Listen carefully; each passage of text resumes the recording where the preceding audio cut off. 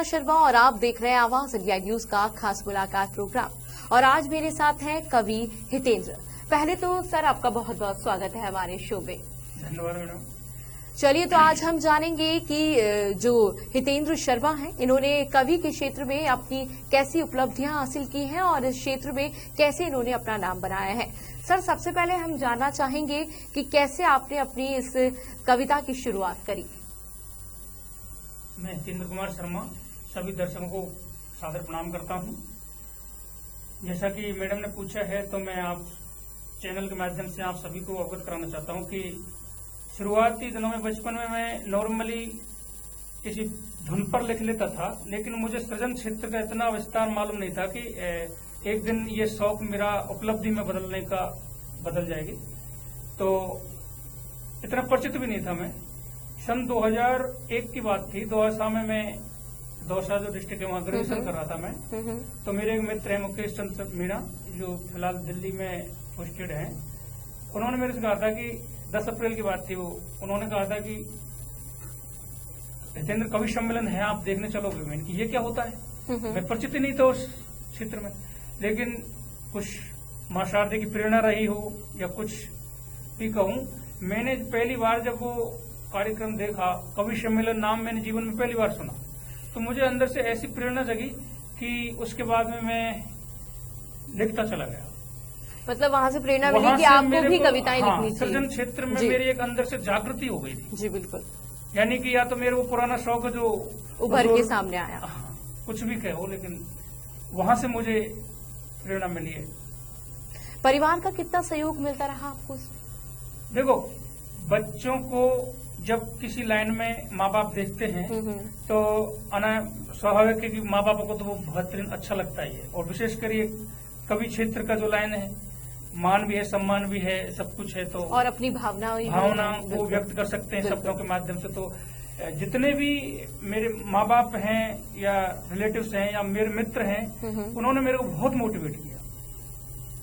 हमारे आदर्श शिक्षक हैं, सभी ने मेरे को बहुत मोटिवेट किया था इस लाइन में आने के लिए। अच्छा, मुझे ये बताएं कि सबसे पहले जब आप कविता लिखना आपने शुरू किया तो कौन सी कविता पे आपने लिखा?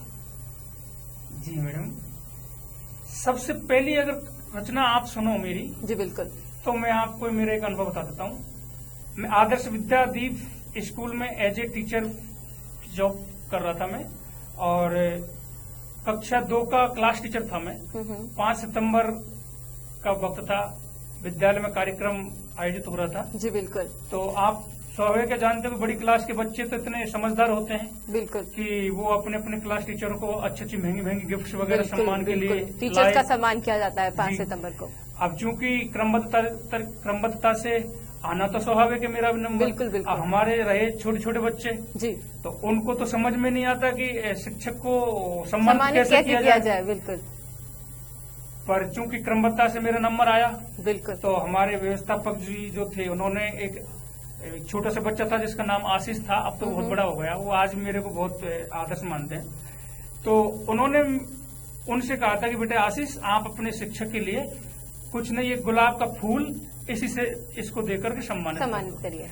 तो मैडम, मेरी ये साहित्य क्षेत्र की प्रथम रचना थी, जो मैं आपको प्रसंगवश बता भी देता हूँ। बिल्कुल, हमारे दर्शकों को भी सुनाइए। को ग्रहण करते हुए मैंने क्या भावनाएं जगी मेरे मन मस्तिष्क में। बिल्कुल। तो मैं वहीं से आज का इंटरव्यू शुरुआत आप ले रही हैं, तो उसको मैं शुरुआत करता हूँ।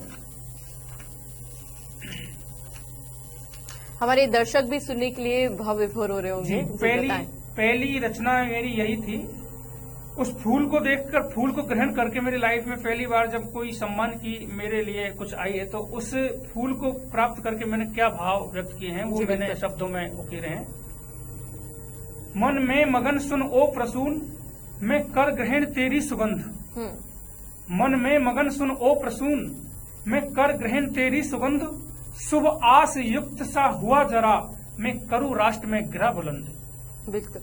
अगला अंतरा है, करके ग्रहण कोमल कर से, करके ग्रहण कोमल कर से, आशा जन्मी इस क्षण भर से, स्वर देवी के पावन दर से, सम्मानित हुआ प्रथम वर्ष से।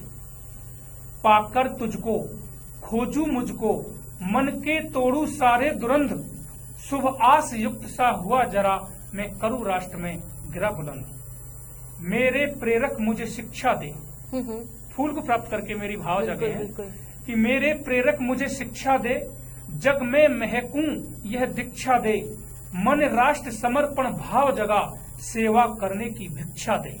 बिल्कुल। तू कुछ विचार आया मुझ पर, यानी कि और जो क्लास टीचर थे उनके सबके पास में भौतिक के जो महंगी महंगी गिफ्ट्स हैं वो गई, लेकिन मेरी किस्मत में सिर्फ एक पुष्प आया है। तो कुछ तो ईश्वरी कुछ प्रेरणा रही है। तो तू कुछ विचार आया मुझ पर, तो महके मुझ में तेरी सी गंध, शुभ आस युक्त सा हुआ जरा, मैं करूँ राष्ट्र में गिरा बुलंद। इस वक्त रिक्त सा अंबर हूँ, इस वक्त रिक्त सा अंबर हूँ, घन ओट बना भूतांबर हूँ, अज्ञान अबोध अजानी का, मानो में ही पैगंबर हूँ। बिल्कुल। पर इंद्रधनुष के रंगों से मुझको बना सर का मुकुंद, शुभ आस युक्त सा हुआ जरा, मैं करूँ राष्ट्र में गिरा बुलंद। मन में मगन सुन ओ प्रसून, में कर ग्रहण तेरी सुगंध, शुभ आस युक्त सा हुआ जरा, मैं करूँ राष्ट्र में गिरा बुलंद। साहित्यिक लाइन की मेरी प्रथम रचना थी। बहुत ही सुंदर आपने जो है कविता प्रस्तुत करी थी उस समय। अब मैं ये जानना चाहूंगी कि धीरे धीरे लगातार जब आप कविता रचते चले गए और आपका मन भी इसमें लगता चला गया, तो ऐसे में कितनी उपलब्धियां आपने हासिल करी? जी मैडम, वैसे अगर आप उपलब्धियों के बारे में आप हमसे पूछें तो मैं तो यही कहूंगा कि अभी मैं संघर्षरत हूं, और जितने भी मेरे आदर्श कवि हैं उनसे मैं अभी बहुत कुछ सीख रहा हूं। अभी मैं प्रशिक्षु हूं, ये मानो इस लाइन का, लेकिन फिर भी मेरी काफी रचनाएं हैं जो वरिष्ठ कवि हैं मुझे पसंद करते हैं, उन्हें मेरी रचनाएं अच्छी लगती है। तो ये कह दूं कि मुझे भी ऐसा भ्रम होने लग गया है कि मैं भी शायद कुछ ठीक ठाक लिखने लग गया हूं।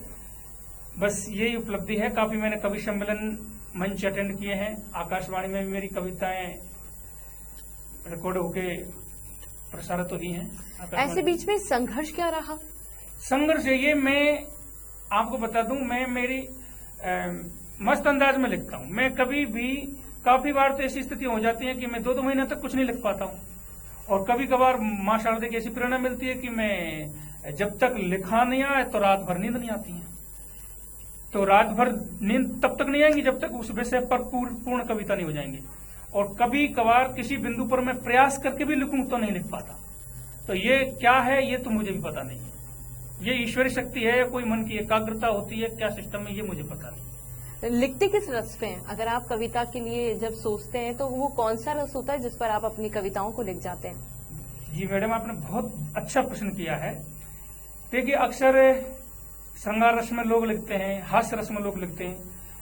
मैं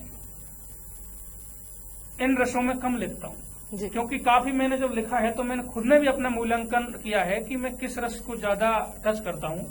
तो मैं अक्सर जो सामाजिक विसंगतियां हैं या राजनीतिक विसंगतियां हैं या विडंबना जो भी समाज में घटित घटनाएं होती हैं, तो उन पर मेरा जो दर्द है वो बाहर निकल के आता है। उन पर मैं बहुत बेहतरीन तरीके से, अच्छे तरीके से लिख पाता हूँ। और मुझे भी लगता है कि ये विषय जो है ना, ये बिल्कुल समाज में उकेरने लायक है।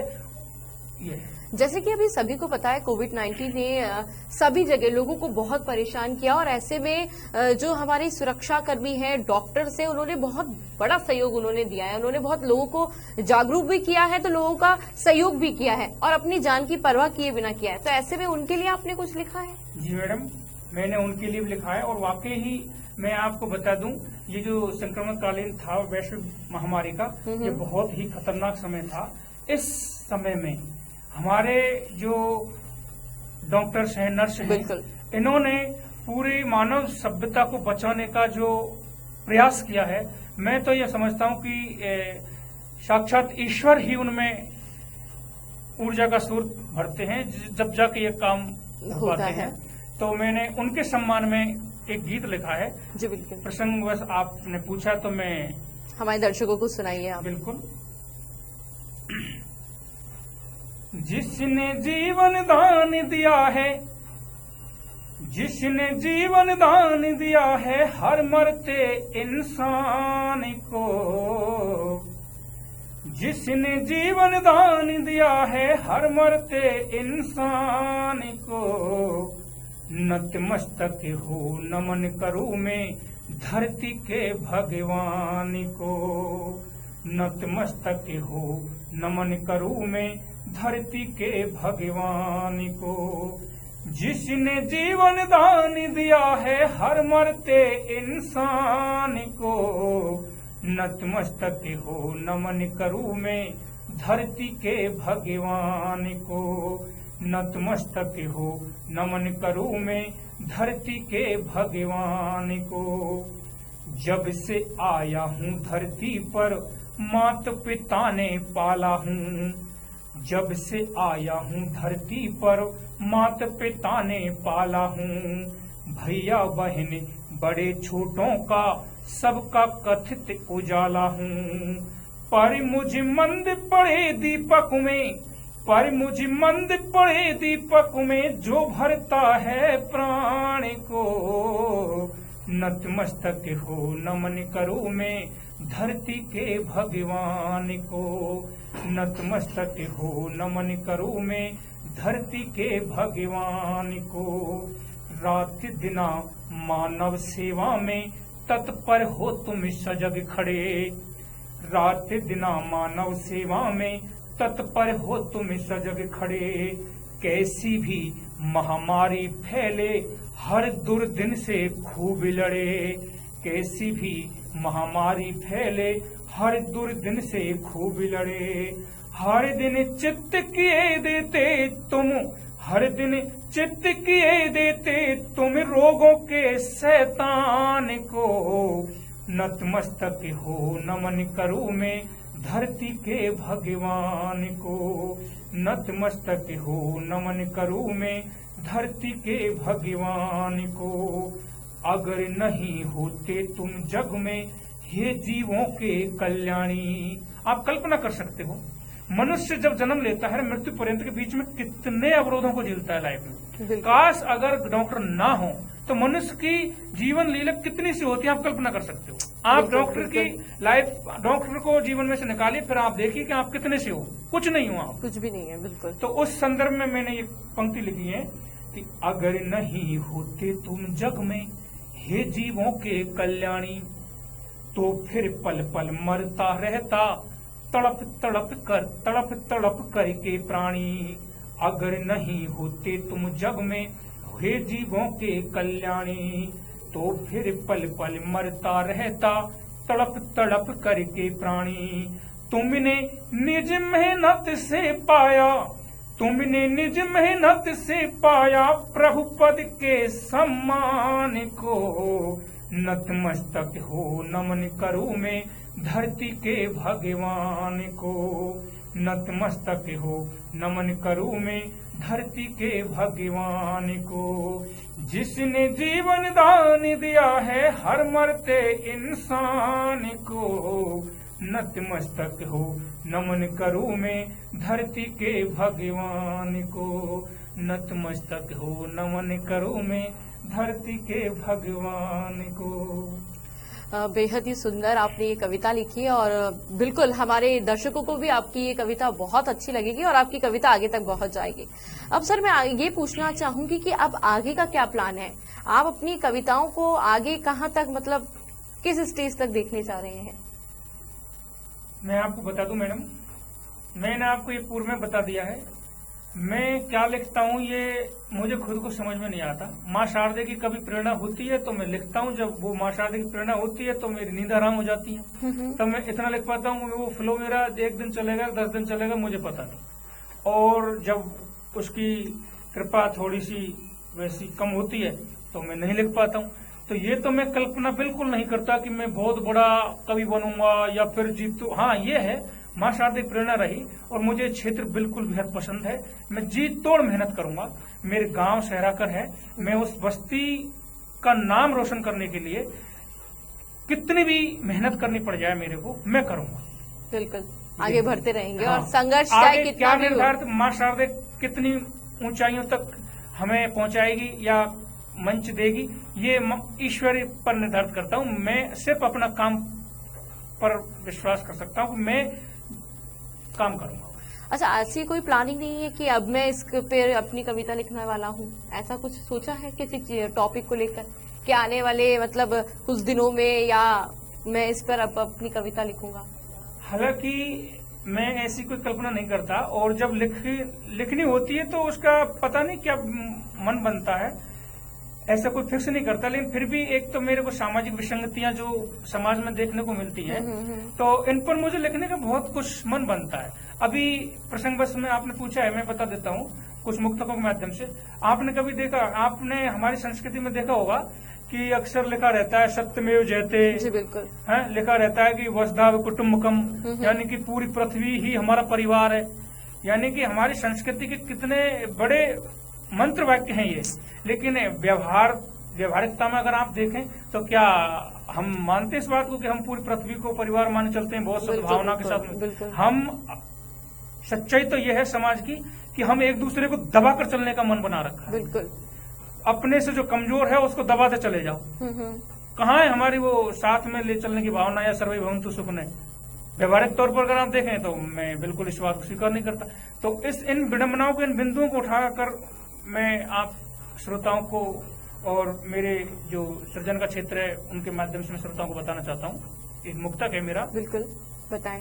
सनातन संस्कृति का ये दुखद इतिहास देखा है, सनातन संस्कृति का ये दुखद इतिहास देखा है, गरीबों को दबाने का घृणित अभ्यास देखा है, गरीबों को दबाने का घृणित अभ्यास देखा है।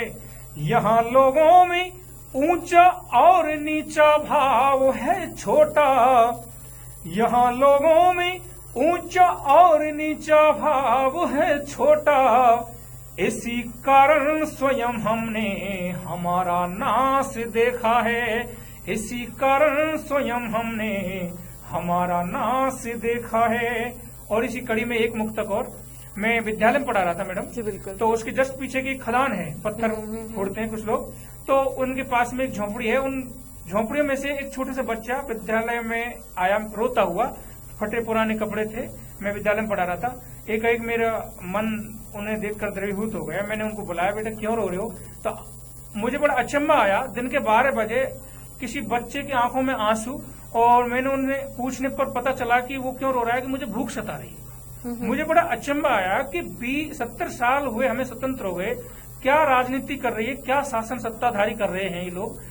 हमारा एक बालक जो पेट से अगर तड़प रहा है तो हमारे सारे विकास के दम्भ जो भरते हैं, मैं उन्हें लानत मानता हूँ। उस संदर्भ में मैंने इस बिंदु को उठाया है कि चमकती नूर है दुनिया, खुशी में चूर है दुनिया, चमकती नूर है दुनिया, खुशी में चूर है दुनिया, मगर तो जून की रोटी से अब भी दूर है दुनिया, मगर 2 जून की रोटी से अब भी दूर है दुनिया।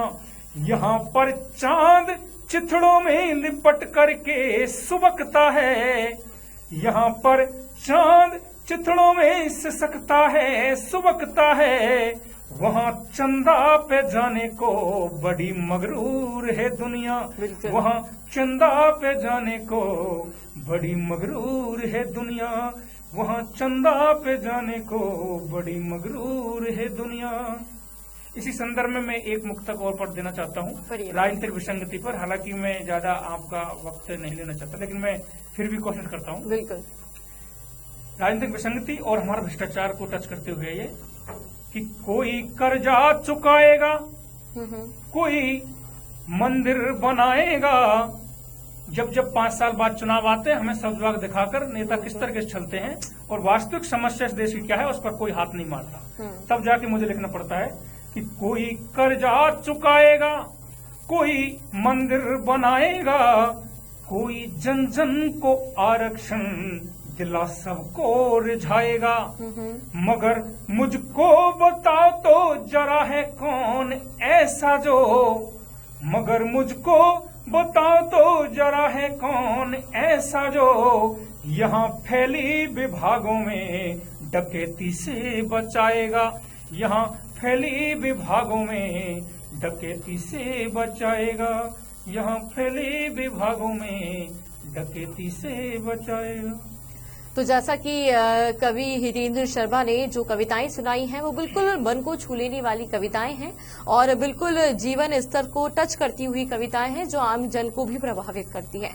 तो चलिए इसके साथ इस प्रोग्राम में बस इतना ही। देखते रहिए आवाज इंडिया न्यूज।